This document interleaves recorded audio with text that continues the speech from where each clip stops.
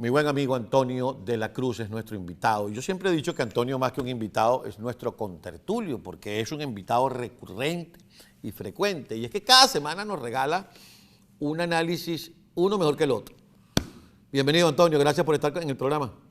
Gracias, Carlos, por la invitación. Un placer. Un placer, como siempre, recibirte. Bueno, y tu entrega de esta semana, que la leímos muy temprano en la madrugada, da cuenta, según tu análisis, que Maduro lo que está es chinguito porque le digan, mira, la cosa es en Ciudad de México, es el viernes.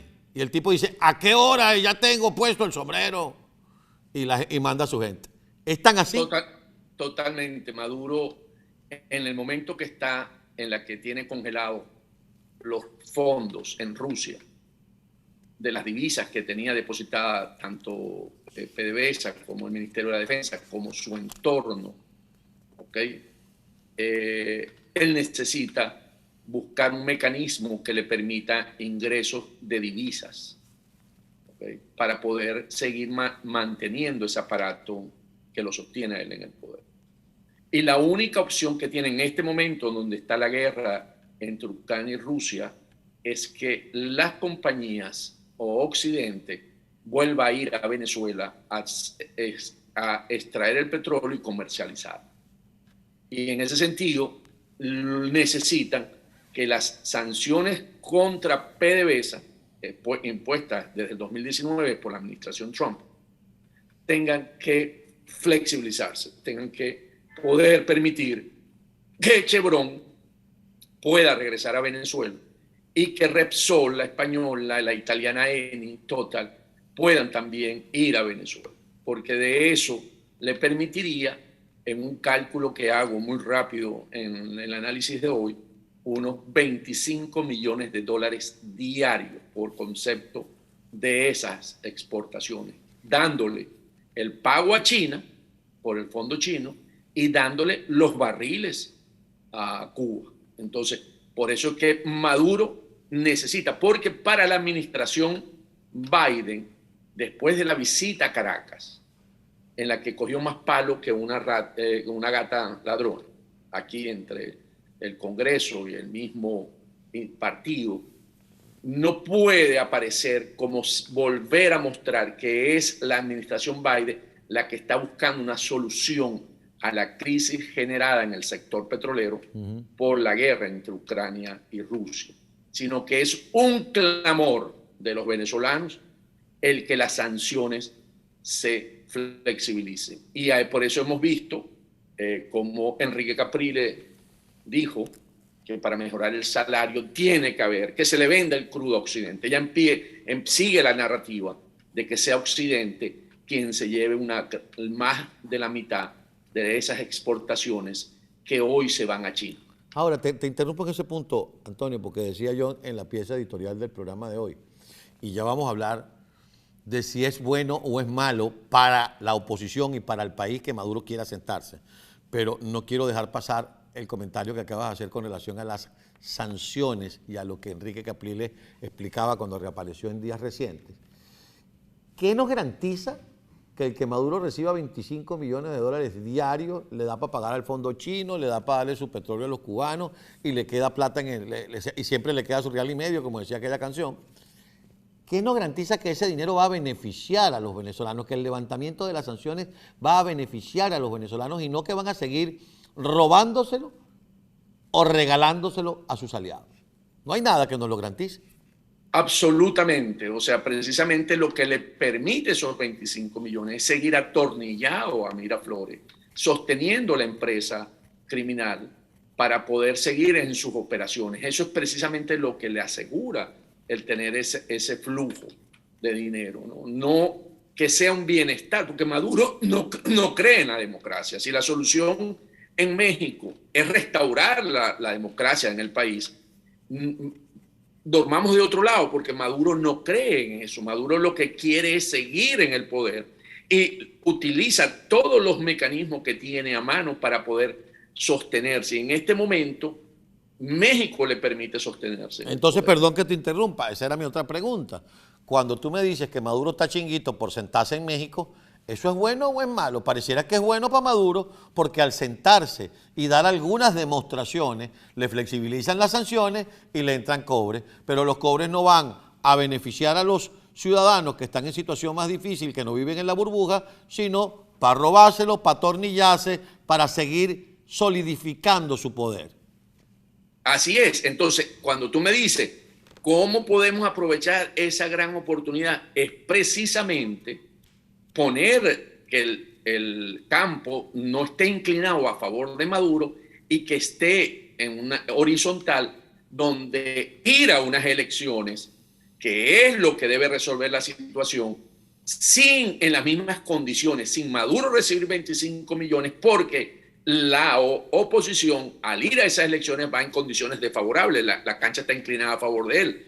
Entonces, lo que hay que hacer es, bueno, Maduro, tú quieres tener unas mejores condiciones, ¿cómo no? Es necesario para el país, pero debe ser con las elecciones y una vez en esa transición, aprovechar y poder empezar a mostrar que sí hay una voluntad por parte de los Estados Unidos de esa flexibilización, pero entregarle al Maduro la oportunidad de que las empresas petroleras extranjeras, socias de PDVSA, regresen a Venezuela, sin condicionarlo, sino que la elección es en el 24, porque es lo que ellos quieren es darle a Maduro que se pueda quedar no solamente hasta el 24, sino hasta el 30. Si oímos las declaraciones que tuvo con el vicepresidente, creo que fue de Cuba, revisaron el programa hasta el 30, o sea, ya Maduro está pensando en el 30.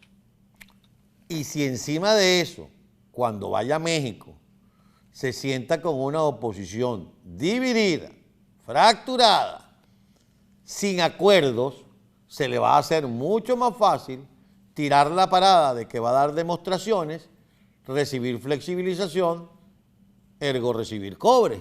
Mientras tanto la oposición se sigue guindando de las greñas para ver cómo hacen las primarias y ahora hay que escoger un secretario ejecutivo de esta nueva plataforma que ya no sabemos cómo se llama. Es cierto, eso básicamente lo que están tratando de resolver en Panamá, buscando, porque al no ponernos de acuerdo internamente, tuvimos que hacer como un extramuro, recordemos, para poder llegar a esos acuerdos. Y con tutelaje, hay que decirlo, Antonio, perdón te interrumpí, pero y con tutelaje Catire, ¿no? Bueno, lo dijiste tú, cierto, con tutelaje para que nos portemos bien y podamos llegar, porque si no, no nos podemos aceptar uno con otro. Pensamos que el enemigo, que es Maduro, en este sentido, es mucho más es menos fuerte que el propio enemigo o el contrincante que tenemos dentro de la oposición. No nos vemos como aliados, sino como enemigos. En ese sentido, es donde Maduro precisamente aprovecha y gana terreno. ¿Quiénes están en Panamá, que tú sepas? Entiendo que están los jefes de los partidos, menos está Enrique, Leopoldo López, está, ¿cómo se llama? El de PJ. ¿Quién está por PJ? ¿Cómo se llama? El Guanipa. que está en Colombia. No, el que está en Colombia. Ah, ya, el que está. Batistini.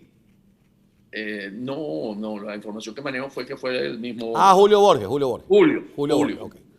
Julio, porque están decidiendo estas cosas y tú sabes que en ese sentido estos no quieren que al llegar al acuerdo, ellos si mandan segundones puedan no salir como ellos quieren, porque aquí Julio y Leopoldo están, ¿cómo se llama?, jugándose el 24. O sea, ya aquí la mirada se puso por parte de estos actores políticos en el 24. Están sirviendo agua con tapa, ¿no? Ahí. Digo, hay que servir agua con tapa porque los que has mencionado, hasta ahora ninguno se quiere entre ellos. No hemos hablado. No se quiere. O sea, ¿está Ramos Ayub o mandó un representante de Ramos Ayub? Mandó representante de Ramos Ayub. Ajá. Y. Causa R mandó representante. Mandó representante. Manuel Rosales, obviamente, está en el Zulia, mandó un representante. Mandó representante, correcto. ¿Quién se me queda por fuera? Bueno, yo no sé si Guaidó está representado en Leopoldo López o Guaidó tiene que mandar representantes, porque todos sabemos que Leopoldo López quiere a Guaidó a raticos. Creo que ahí juega ese rol Leopoldo. Bueno, pobre Guaidó.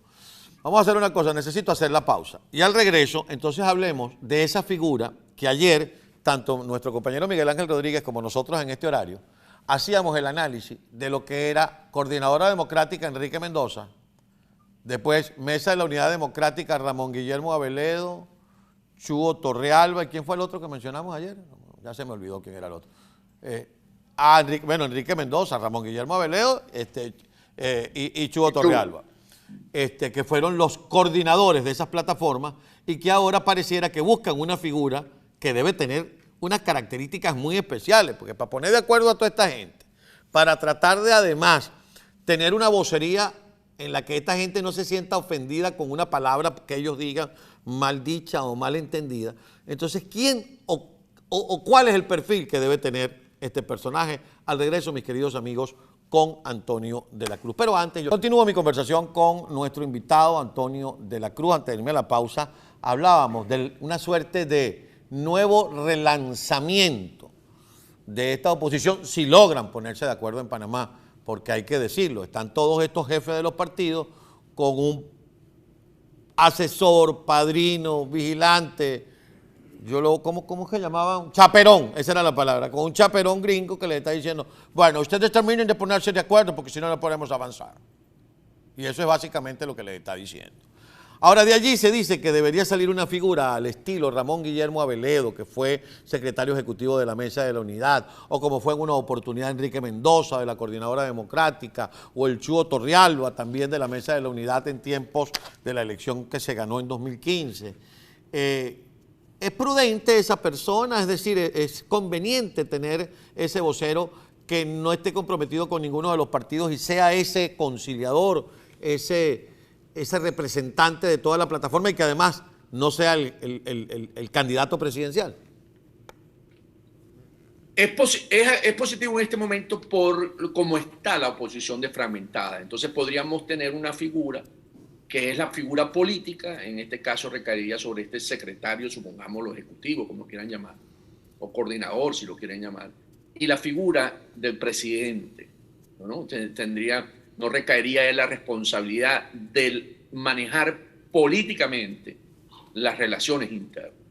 Sin embargo, estos coordinadores tienen agendas y aquí es donde es importante saber quién va a ser el coordinador, si es un coordinador con una visión de cohabitación con el régimen o si es un coordinador... Qué bueno que dijiste eso, perdón que te interrumpo, porque en estos días le escuchamos a Gerardo Blay algo así como etapa de convivencia y a uno se les peluca el cuerpo.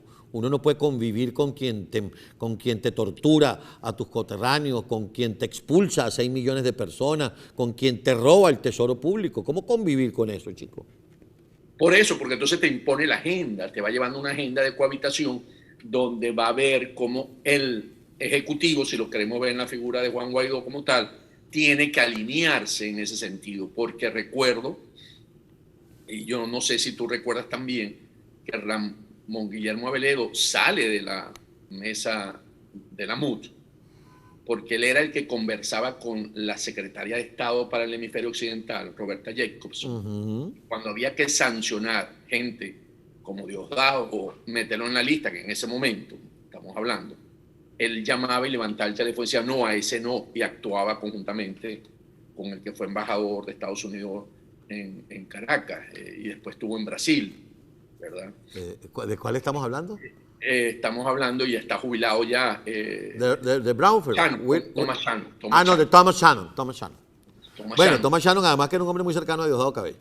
Por eso, entonces actuaban, tenían agenda en una línea de acción que en ese momento que se buscaba sancionar gente aquí, que para generar presión por los casos que se iban determinando en términos de corrupción, de vínculos con el narcotráfico, actuaban como inhibidores. Y eso lo dijo Roberta Jacobson en una declaración ante el Comité de Relaciones Exteriores del Senado. Entonces, tomando esa experiencia, habría que buscar a alguien que sea probo. Si tú me preguntas hoy cuál es el mejor perfil para ese secretariado, seguro ya lo tienes tú en la mente. Se llama María Corina Machado. Porque ella en ese momento, sus principios son los que la guiarían para salir de esta lucha. Pero siendo aspirante a la presidencia, Tendría ella que evaluar en ese momento su rol histórico. Pero estoy hablando de un perfil de una persona, ¿verdad?, que busque cómo salir de esta crisis, no en el 24. Si llegamos al 24, será el 24, pero puede ser en el 23, puede ser en el 24, pero no ya poner la mirada en el 24 como una solución para resolver la crisis, entregándole a Maduro dinero en la que va a ser muy difícil salir de él.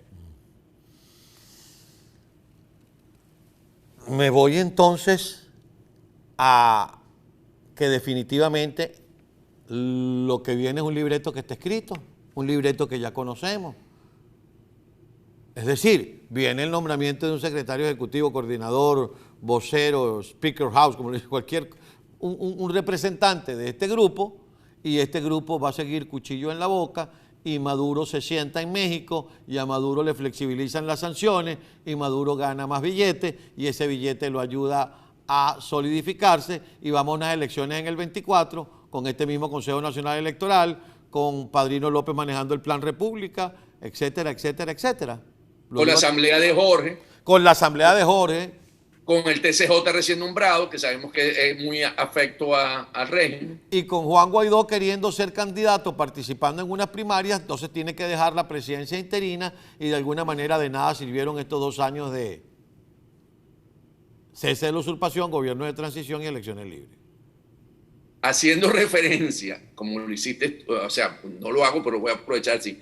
El artículo de la semana pasada, Maduro se saldrá con la suya en el... Exactamente. Tú hiciste en tu artículo de la semana pasada una cronología de todas las veces que el chavismo, encarnado por Hugo Chávez y luego por Nicolás Maduro, se fue saliendo con la suya. Y ayer lo hacíamos Jessica y yo, y llegábamos a la conclusión que no solamente era por el inmenso poder y por la sagacidad que tiene, sino por los inmensos errores y metidas de pata de la clase opositora venezolana.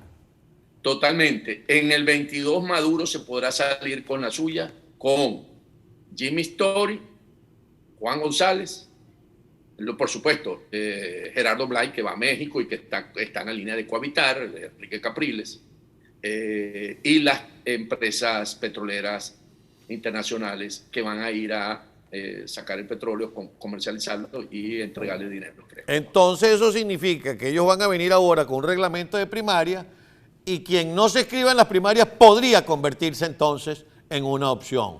Ergo, si María Corina Machado no se inscribe en las primarias, vamos a un movimiento que llaman Tocoma, todos con María Corina. Si María Corina se inscribe, entonces este joven del lápiz pudiera convertirse en una opción, o alguna cara, no me gusta esta expresión, alguna cara nueva. Está difícil las caras nuevas porque, como dijiste, están participando. Enrique Capriles porque quiere que en México tendría que quitarle la inhabilitación, porque entonces habría que hacer toda esa labor, ¿verdad?, para mostrar que sí hay un avance. Si se la quitan a Capriles, se la quitan a Leopoldo. Por eso, entonces, ahí es donde viene la lucha interna. Entonces no va a haber una cara nueva en ese sentido. Serían los factores, porque deberíamos tomar en cuenta también, y la gente me dice, pero siempre lo asoma, porque yo sé que aspira el gobernador del Zulia a ser candidato también. Claro, pero él pasaría por las primarias. Yo entiendo que él participaría en las primarias, y participaría Capriles, y participaría Leopoldo, y participaría Prosperi, que es la ficha de Acción Democrática, y probablemente participaría Guanipa, y entonces hay un sector de Primero Justicia que se va con Capriles y otro se va con Juan Pablo. Y entonces aparece una cara por otro lado, y la gente capaz que dice, no, chicos, yo me voy para la cara del otro lado. Ese escenario dejémoslo congelado y ponga a Maduro con plata en el bolsillo. Ajá. Y con alacranes haciéndose pasar por opositores, restando apoyo, dividiendo más aún. Entonces, el 24 definitivamente Maduro va a ser el candidato, no va a ser Diosdado Cabello. ¿No va a ser Jorge Rodríguez? No va a ser Jorge Rodríguez, y va a ser Maduro para consolidarse, porque ha logrado todo esto y va a ser muy difícil no darle la opción a Maduro. 6 de diciembre del 2024, Omar Enrique en la Avenida Bolívar celebrando el triunfo de Nicolás Maduro. Ese es un escenario muy probable. Con Boni Cepeda y demás hierbas aromáticas. Es correcto. Llegamos a la conclusión que el pacto de Punto Fijo fue hecho entre políticos y la clase política opositora venezolana siguen siendo muy, pero muy enanos en cuanto a la estatura política que se necesita para salir de la crisis hoy. Hay oportunidad, vuelvo a decir, pero hay que trabajarlo en términos de buscar la salida de él sin darle oxígeno, manteniendo el piso actual. Si le damos oxígeno a Maduro en términos de ingresos, va a ser muy difícil salir de él. Entonces nuestra encuesta de hoy hay que revisarla. Gracias, Antonio. Como siempre es un placer tenerte en el programa, conversar contigo y seguimos pendientes de la publicación que cada semana nos hace llegar directamente, pero además la pone a consideración de ustedes en el Nacional. Gracias, Antonio. Muchas gracias, Carlos. Un gran abrazo. Bueno, amigos, ahí está. Ahí está. Y yo no me creo esa famosa máxima que anda por ahí que dice que los pueblos tienen el gobierno que se merecen. Los venezolanos no nos merecemos ni el gobierno ni la oposición que tenemos. Y yo sé que van a hablar pendejadas. Ay, están en Miami. ¿Por qué no te vienes? Díganlo, no me importa. Pero hay una gente que no vive en la burbuja de Caracas, que no va a los bodegones, que no le alcanza el salario para pagar ir a ver un espectáculo, que no gana en dólares y que si consigue unos dólares son los que le manda a su familia desde el exterior, esos 6 millones y pico de personas que no tenemos derecho a opinar porque no estamos en Venezuela. Esa gente necesita que piensen en ellos. Esa gente necesita que alguien se ocupe de ellos. Recuerden que la luz en Maracaibo se puede ir 14 veces por día, en Margarita se va 4 veces, en Valencia se va 6 veces, en el Táchira se va 12 veces por día. Un país que le vendía electricidad a Brasil y que incluso algunos lugares de Colombia se robaban la electricidad venezolana. No el gobierno, algunos lugares. Tiraba un cablecito de un lado para otro y listo. Y eso lo destruyó la revolución. Y tenemos entonces, porque además ellos dan por sentado que si ellos sacan un candidato, el que sea, como es para salir de Maduro, hay que votar por ese. Vamos a esperar a llegar a la hora de la chiquita. Mi querido